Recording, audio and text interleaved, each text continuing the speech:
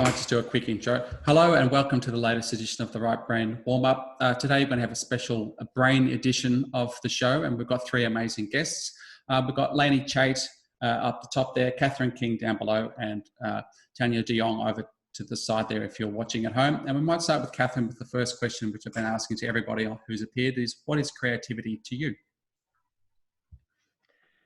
So creativity to me is using your own unique imagination and accessing the right hemisphere of the brain to inspire you and encourage and explore different ideas in your life.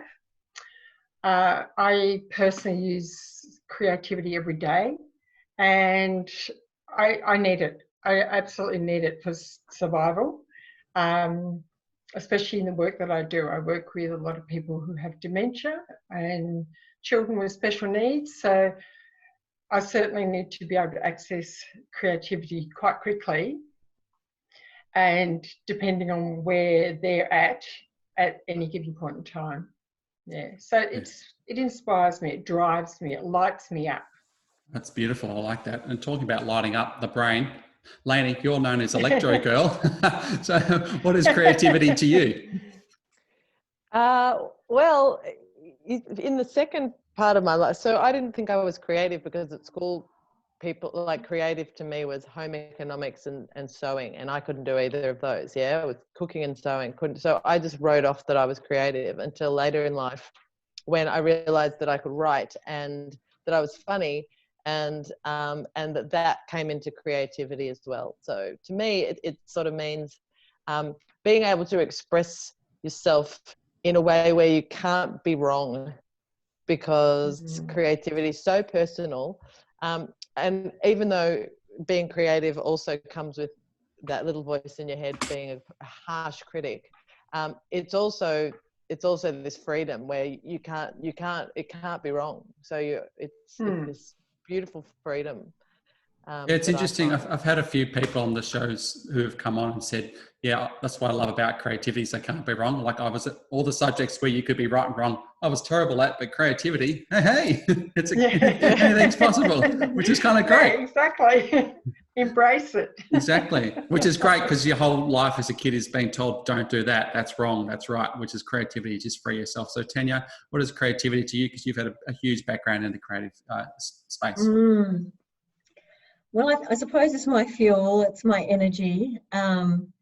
It's really how I raise my consciousness to connect with others and with the whole universe in a sense of oneness and unity and harmony as well. And I also think it's all about connecting the dots in different ways. You know, we talk more to boxes and screens than we do to one another these days. And it becomes fundamentally important to nurture the attributes that set us apart from machines, you know, love, compassion, creativity, courage, determination. And to get people thinking outside the boxes, beyond the boxes, on what I call the bridges of connection.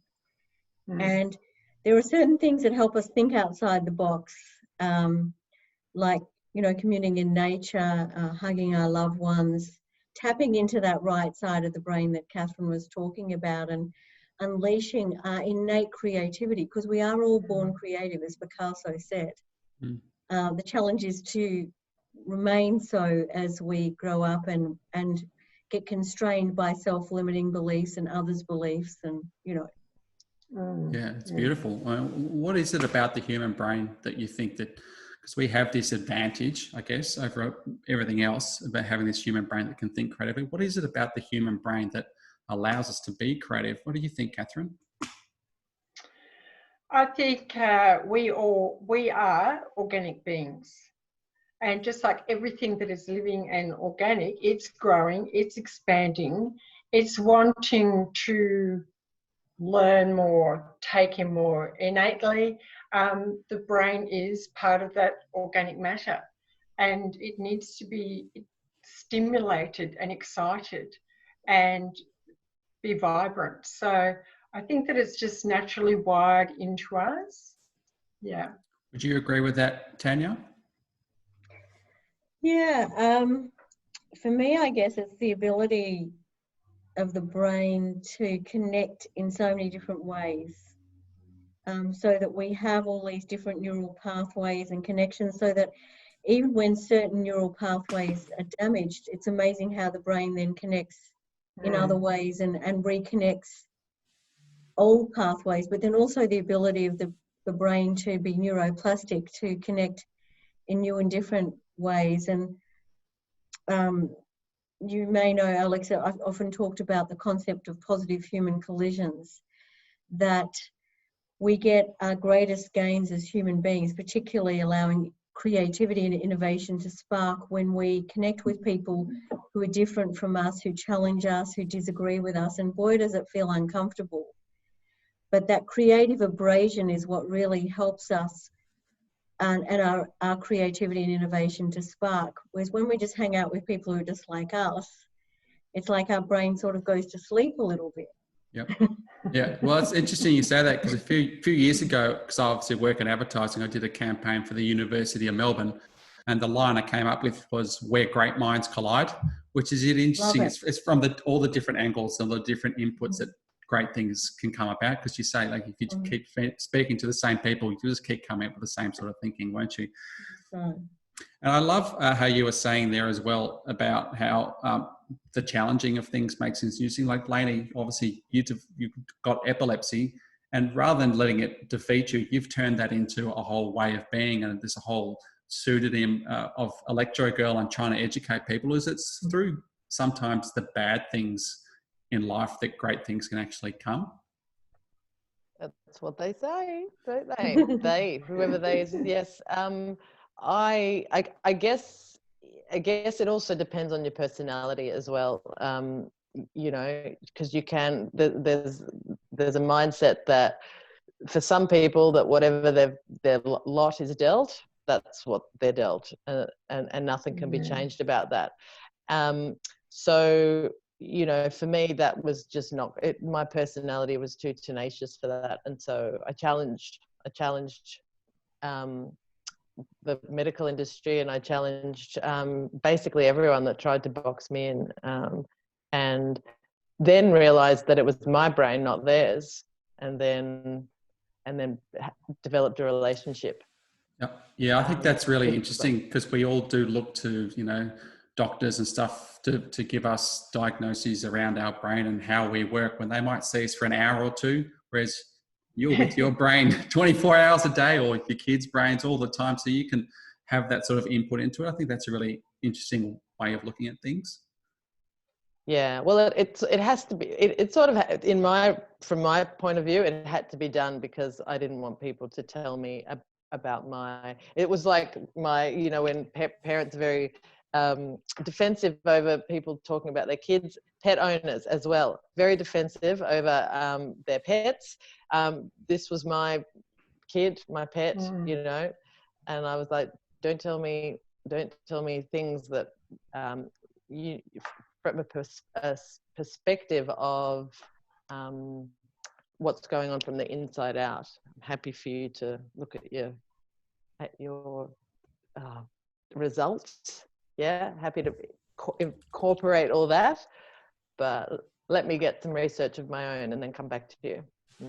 Yeah, amazing. And Katharine, because obviously you're a brain gym instructor, and to say you work a lot with people who have got special needs and stuff. So obviously you're dealing with people's brains who are quote unquote not normal.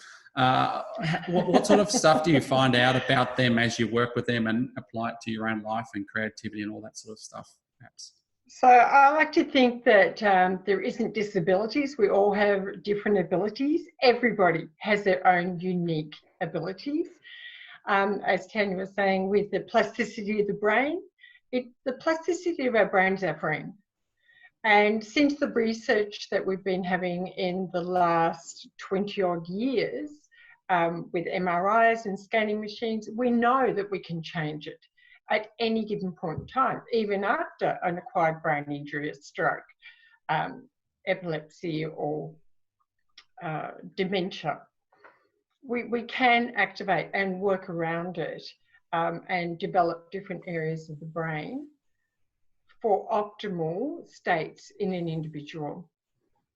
And I do that with brain gym, which is through movement, so deliberately targeted exercises and movement to activate different areas of the brain. So when I'm doing a movement, I know I'm activating the right left hemisphere of the brain for an individual in front of me, or the back of the brain, the front of the brain, the midbrain, and using music as well, and mindfulness.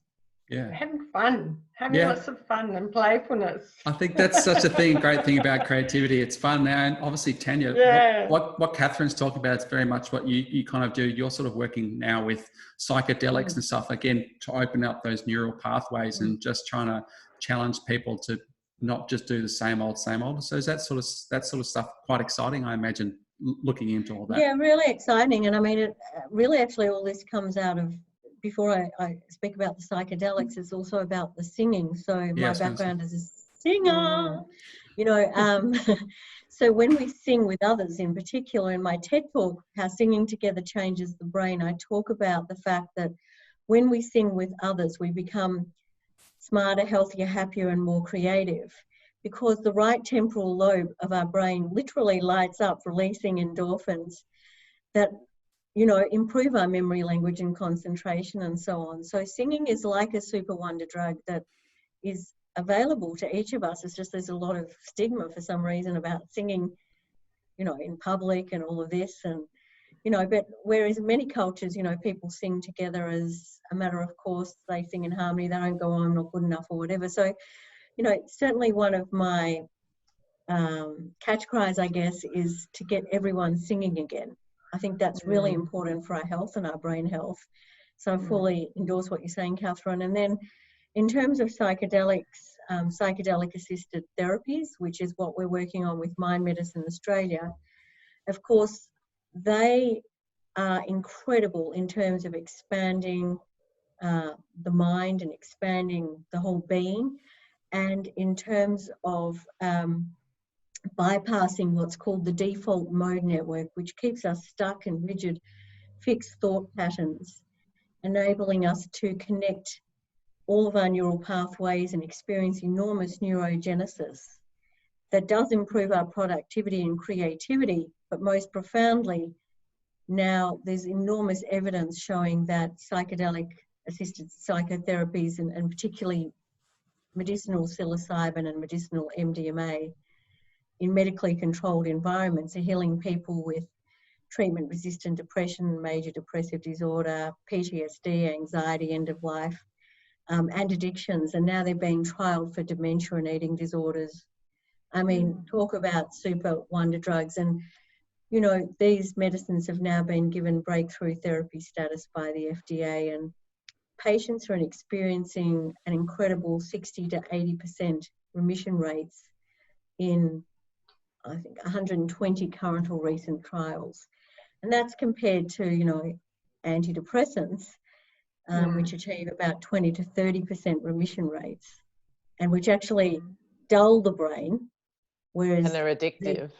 Right, and have major side effects. And these medicines, which are considered very safe and non-toxic, wake up the brain.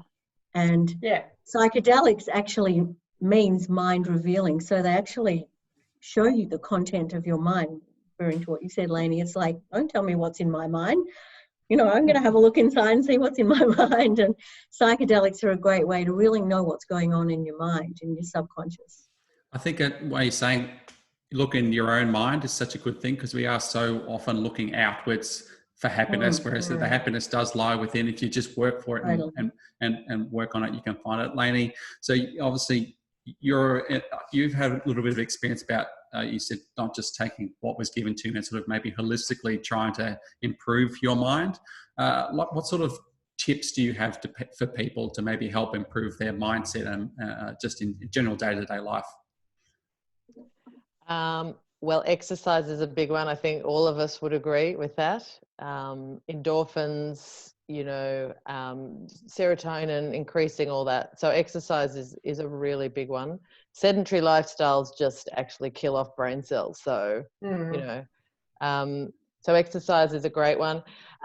Breathing exercises as well, deep breathing, and depending on your level of the things in your nervous system that you have to deal with day to day, there's levels of different types of breathing. So there's faster types or there's slower types.